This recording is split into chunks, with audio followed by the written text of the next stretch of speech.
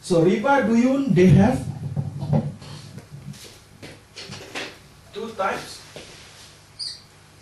QARD and Jahili. Riba buyuk, they have FADL, Fadl, and Nasi'ah.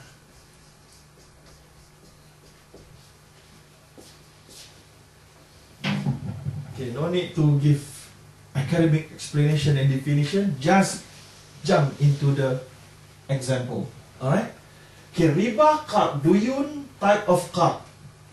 Very easy. I give you 1,000, you have to pay me, repay 1,200. That is riba qard. That is what happened in the conventional bank. They give out 1,000, explicit in the contract, mentioned in the contract, that you have to repay more than that. That is riba. So Islamic bank, they try to get away from this riba by buying and selling. Ijara. For example, I purchase from you and I lease it to you. Because I lease it to you. The bank already own the asset and then lease it to you, and the total rental will be the profit of the bank. But by that time, the bank will be responsible on the assets. If earthquake happen, for example, the asset collapse, the bank will face the loss. So that kind of risk justify the profits of the bank. Okay? So that's how Islamic bank want to get profit but not using qard or loan. Alright? Secondly, riba qard. Okay. Secondly, from riba qard, the first one is just like I've told you, 1,100, 1,200. Secondly, 1,000, and you have to do something benefit to me. Okay, this one is in our routine and daily life. For example, I'm giving you 1,000, but you have to help me finish my assignment. Finish your assignment is riba. Finish my assignment. Finish my assignment and you agree. So that benefits cannot be taken. Because the Prophet say, Kullu qardin jarra naf'an fahuwa riba. Every type of loan given with the stipulated additional benefits is considered as riba. So you see, Islamic teaching, you cannot take any advantage from loan, because loan is a gratuitous contract. It's a tabarru'at, charity. You help your friends. You cannot, I'm helping you, but I'm not helping you. So you cannot do that. I'm helping you by giving you loan, but actually I'm taking advantage of your neediness. So that is cruelty. That is not accepted in Islam. So if you want to do business at the very beginning. Say, sorry brother, I cannot give you loan, but if you want to do business with me, it's okay. So that's all right. Okay, that is number 2. Number 3, you give out not money, but you lend your friends your car. Okay, you want to borrow my car? Yes, you can. But you have to ensure that the petrol is full at the time you return it. That is riba. If the petrol in your car at the point when you lend it to your friends is almost zero, but you want him to make it full, that is also riba, because it is a gratuitous contract. You are helping your friend. You cannot helping him by lending your car and then take advantage on his neediness. You cannot do that. Alright? Please remember that. This is not in Islamic banking, but that is on our daily life. Happen a lot. Okay? You are lending, you are borrowing something from your friends, and your friend asks something out of that borrowing. But if your friend asks something else, some benefits, not because of the borrowing, that is okay. But if because of the borrowing, they ask you, and you are very shy to reject, because you know you already take something from him, you already borrow something from him. In order for you to refuse his demand, not too polite. So because of that, not too polite, it is riba, because you are obviously taking advantage on your loan, not loan, the lending. Okay, that is riba duyun qard, all because of loan and lending. Number two, duyun type of jahiliyah is very easy. You are giving out 1,000, you have to repay 1,000. Okay, crystal clear principle. But if you fail to pay your debt or your loan on the agreed period of time, you have to, you will be fined. You will be penalty. The penalty will be 1%. That 1% is riba jahiliyah. Riba jahiliyah. Okay, 1% penalty. Okay. So in conventional bank, normally what they do is the penalty is very, very what we call cruel. The good. Okay. Just wanted to give you some example here. Okay, your loan is 100,000. Okay, this is conventional bank, 100,000. Okay, and then monthly payment, for example, okay, 1,000. And for various reasons, you cannot pay the loan for 3 months, for example, 3 months. 3 months. 3 months, X.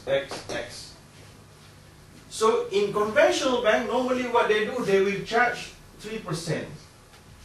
3% out of what? Okay, not 100,000. Some of them 100,000, but normally they will call it reducing balance. Okay, reducing balance. Reducing balance meaning 100,000 is the principal. So you have already paid for 1 year, for example, blah blah blah blah blah blah blah. So already now is 87K. So meaning 3% of the 87K. Well, how many? You get X amount. Okay, X amount. Okay, this X amount in conventional bank is compounding. What they do is that they will take this amount, they will put it in this 87. So, for example, you have to pay monthly payment is 4%, but now 4%, the last one is 4% from 87, but now 3% on X, so your principal will be higher, maybe 89%. That is conventional bank. It's good or not? And some bank, some international bank, what they do is not like that only. After they put this amount in the principal, they will say, okay, you are supposed to pay 4% only, but because of your late payment, now we have to put it plus 1. So meaning now it's 5%. Okay? So is it beautiful? Yes, for the conventional banker, that is beautiful. Profit. The more you are in trouble, the more you have to pay. Whoosh, that's very cruel, you know. The more you are in trouble, you are in trouble. No?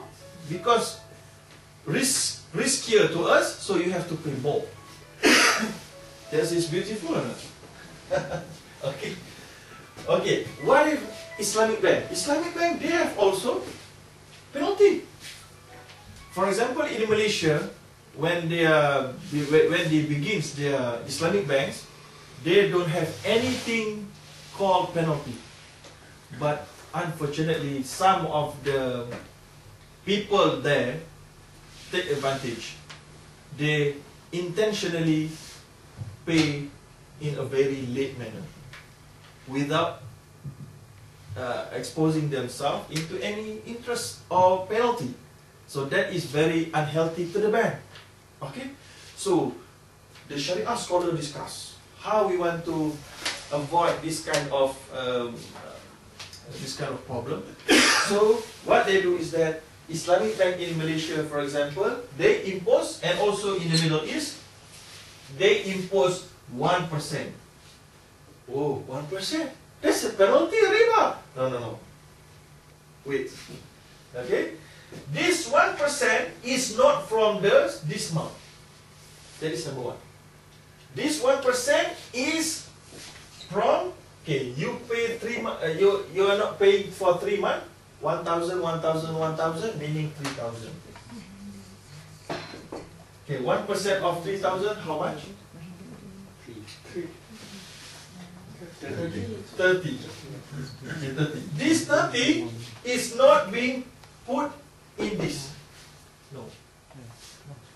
But this 30, some Sharia scholars say, bank cannot take this 30. This 30 we put into a special account which will be accumulated over the years, and then we will put it into the charity on your behalf. On your behalf. How can it be like that? So meaning, the more penalty you have to pay to the bank, the more good deeds you will. Brilliant. How is the concept applicable? How is the concept applied? Like this. Like nadar. In Islam we have nadar. Just like, okay, if I pass this exam, I will pay to charity 1,000. So in Islamic law, you obliged to pay that 1,000 when you are passed. That's nadar. So that is the concept. Iltizam tabarruk, in Arabic terminology we call it. So here you are saying to the bank in your contract. That is the problem right now, is that most of the Muslims deal with the Islamic bank. They just don't bother about the content of the contract. So you have to read the contract properly. If you cannot find, you cannot understand the terminologies and the legal terminologies, you have to refer to your lawyer. Your lawyer have to explain it to you. So the problem here, okay, this 30 go to charity, and then the good deeds, the rewards in the hereafter will be yours, not the bank. The bank is only collector for you. Is it beautiful? That is Islamic bank. Very cheap. And this one? Oh, cool. And this is the same calculation imposed on those who late in their repayment to the credit card. So do you have any credit card?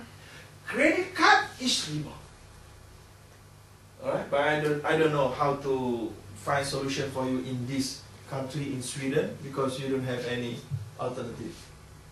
But in debit cards, yeah. You have? Yeah. Okay, if you have, you should use debit card only. No, you must. You must. In UK we have debit card. But there is type of credit cards which is like debt cards, but in debt cards normally, if you buy things, they will withdraw from your account immediately. But there is other cards which they said that you have a limit to buy, say for 10,000. But it doesn't mean that you have the choice. It means that you have time to pay at least 1 month. First you have to get a bill at home. And then when you get the bill of the month at home, then you can pay immediately the whole amount. If you don't pay it, then you will pay an interest, the amount you didn't pay. The only thing you pay is a charge, yearly charge, say 300 crowns. What do you think about this? Firstly, you have to understand about 3 types of cards. Yeah. The very minimum 3 types. Credit card, debit card, charge card. Credit card is a card that being issued to you by a financial institution without you having any account with them. You don't have to have any deposit account with them. You are free. The only thing they will look into your salary, income, capabilities.